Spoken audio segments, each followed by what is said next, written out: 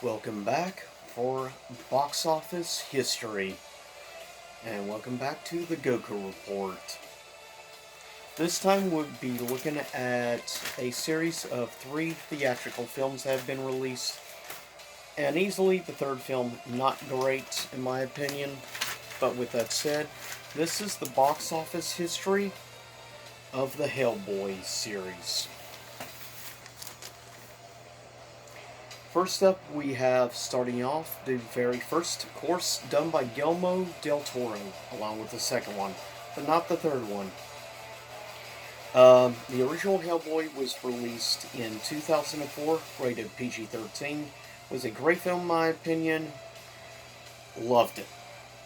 Still love it to this day. But it would have a budget of $66 million, which is not a bad start. And graphically and stuff, I actually think they did pretty good for that budget with the special effects department. It looks better than many, like, $150+ million budget films. But that's the thing, Del Toro always knew how to do definitely certain types of effects and seamlessly put, like, CGI and practical effects together. That's one area he has always been solid and good at. But total box office, domestic would make up 60% of its total box office revenue. It would do $59,623,958. Worldwide, the original Hellboy would do $99,378,985. Now, about $100 million may seem okay, but given its budget was $66 million plus whatever advertisement, plus a percentage, of course, of ticket sales go back to the theater. So, with that said, didn't really make a profit, unfortunately. The second film, which is arguably, in my opinion, the best film, of course, you could tell that a lot of definitely elements of Pan's Labyrinth played a heavy influence in Hellboy 2: The Golden Army. A criminally underrated film, in my opinion. It's a masterpiece comic book film. Way better than so many other films. Probably one of the most underrated comic book movies of all time. Um, One thing, Hellboy 2 was released in 2008. 4 years later, PG-13 again, but budget would be $85 million. So it would receive almost a $20 million bump up in budget size, and honestly, the movie looks once again great. They used that money very well for the effects and everything, because the movie is gorgeous from an artistic standpoint. Also, I have to say, box office wise, about 45.1% of its box office revenue would be domestic. It would do $75,986,503 domestically. Worldwide, the Golden Army would do $168,319,243.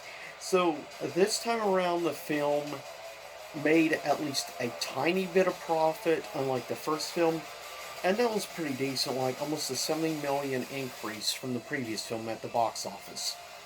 Sadly, it wasn't enough for him, and plus, Del Toro wanted too big of a budget for a future Hellboy film.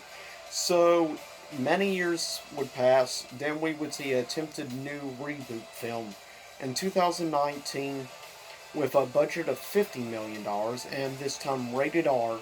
I guess because they figured try to take advantage of the more mature crowd that went to see Deadpool and things like that. However, let me just say this film was garbage in my opinion, not good. And it also showed in the box office. Like I said, it had a $50 million budget. Uh, Domestic would make up 39.8% of its box office revenue.